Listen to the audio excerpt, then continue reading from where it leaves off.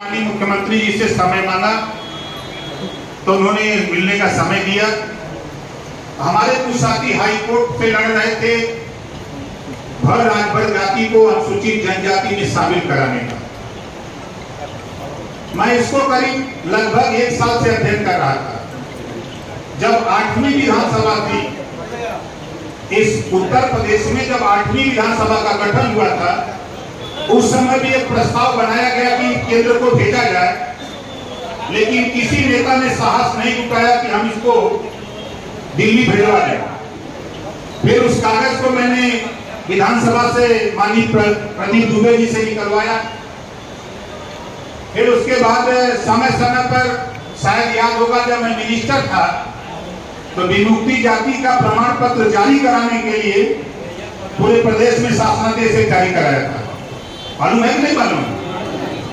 शासनादेश से जारी कराया था। विमुक्ति जाति में शिक्षा में सुविधा थी एसटी के बराबर, लेकिन बसपा गवर्नमेंट ने उसको रोक दिया। फिर हम लोग लड़ते रहे, बात नहीं बनी। तमाम ग्राउंड हुआ, उसी आधार पे कोर्ट ने एक आदेश दिया। किसी नेता, दो राजभर नेता समाजवादी पार्टी से, एक नेता मंत्री भारतीय जनता पार्टी से, तमाम नेता उछड़ते रहते हैं, लेकिन किसी की हिम्मत नहीं पड़ती थी कि कोई योगी आदित्यनाथ जी से जाके मिलकर इस प्रस्ताव को दिल्ली भिजवा दे। किसी की हिम्मत नहीं पड़ती, लेकिन हमने साहस जुटाया कि जो होगा यार पार देखा जाएगा। मैंने समय मांगा, मिला। अब करीब हमको अंदाजा 2 किलो की जो फाइल नकल ले आया हूं, 2 किलो से ज्यादा होगी।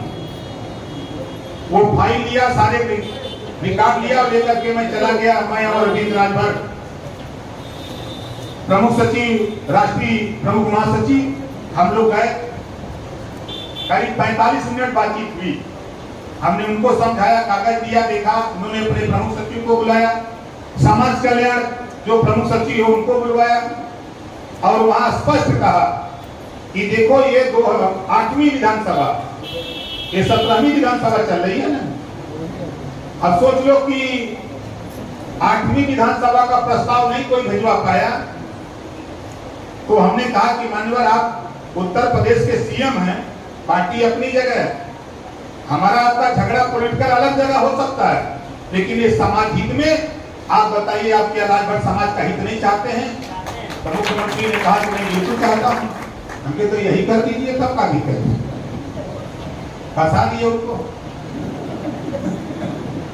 तब उन्होंने कहा कि ठीक है, चलो भाई, जब आपकी बात है, हमारी भी पार्टी के लोग 1-2 बार चर्चा किए, लेकिन कोई इस तरह हमारे सामने आया नहीं, तो चलो इस प्रस्ताव को समाज कल्याण प्रमुख सचिव को हमारे सामने और मुख्यमंत्री प्रमुख सचिव और चीफ सेक्रेटरी कहा कि जल्दी प्रस्ताव बना करके, ये उत्तर प्रदेश से नहीं होना है, ये होना है दिल्ली से।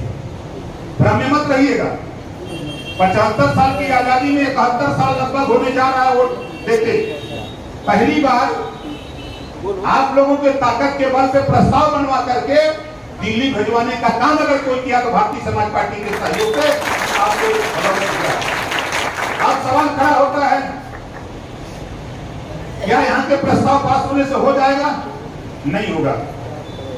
यहाँ से प्रपोजल गया है दिल्ली, हम मिलेंगे, गृह मंत्री जी से मिलेंगे, प्रधानमंत्री जी से मिलेंगे।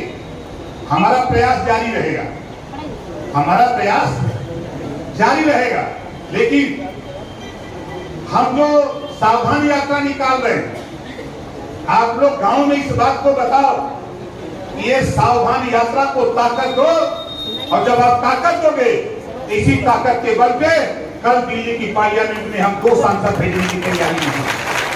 आप ही के बीच से 2 सांसद भेजूंगा, और वो सांसद ऐसा सांसद हो दिल्ली में जाकर के वो अपनी बात को लड़े।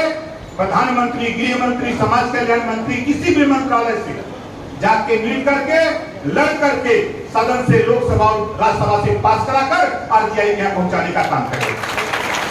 बोलो सही रहेगा कि नहीं सही रहेगा? अगर कोई सवाल करता है तो उससे बता देना कि ओम प्रकाश राजभर को अभी पढ़ो तुम लोग, अभी पढ़ने में टाइम लगेगा, या यूपीआई को दोबारा जन्म लेना पड़ेगा। ठीक है? दूसरा मामला था साथी, दो चीजों को लेकर मैं गया था। दूसरा मामला भूमाफिया के नाम पर जो गरीब, कमजोर, वंचित दशकों से 40 साल, 50 साल, 60 साल से भूमिहीन लोग किसी जमीन पर मकान बना के अपना घर बना लिए, छत बना लिए, तो गांव में रंजिश पर दरखास्त देकर उसकी जमीन, उसका मकान गिराया जा रहा है। इस बात को जब मैंने मुख्यमंत्री जी के सामने रखा तो मुख्यमंत्री जी ने कहा ये तो आदेश मैं पहले से किया हूं, ऐसे लोगों का घर न गिराया जाए। हमने उनको 9 सबूत दिया, उनको हमने 9 सबूत दिया।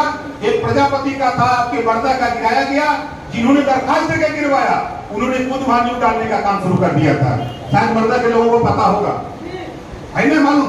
फिर मैंने वहां डीएम को फोन किया, एसडीएम को फोन करके उसको रुकवाया, तो वो काम रुका। वो मामला मैंने मुख्यमंत्री को बताया, इस तरह 9 काम दिया, इसकी जांच करा लीजिए। तो उन्होंने तुरंत अपने प्रमुख सचिव, चीफ सेक्रेटरी को कहा कि दोबारा ये समस्या हमारे सामने नहीं आनी चाहिए। जो आदेश चला गया है कि गरीब, कमजोर, भूमिहीन का मकान नहीं गिरना चाहिए, तो अब हमारे सामने ऐसा समस्या नहीं आना चाहिए। मुख्यमंत्री जी का ये 2 चीजों को लेकर हम वहां गए थे। और वहां जाने के बाद आप बताओ, उत्तर प्रदेश गर्म है कि नहीं गर्म? जोर से बोलो,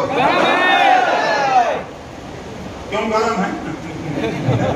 गर्मी का माहौल है इसलिए गर्म। रथ यात्रा को लेकर गर्म, ये जो सावधान रथ यात्रा है उसको लेकर गर्म है। हमारे गायक साथी खड़ा हो जाइए, धनंजय राजभर, जोरदार ताली बजाकर उनका स्वागत करें।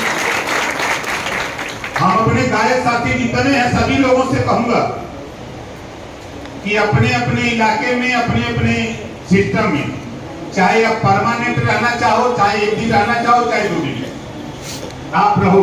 और सभी साथी, यहाँ जितने लोग हो, सभी साथी 25 तारीख को लखनऊ कहाँ पहुंचना है? 25 को, 26 को यात्रा का शुभारंभ होगा।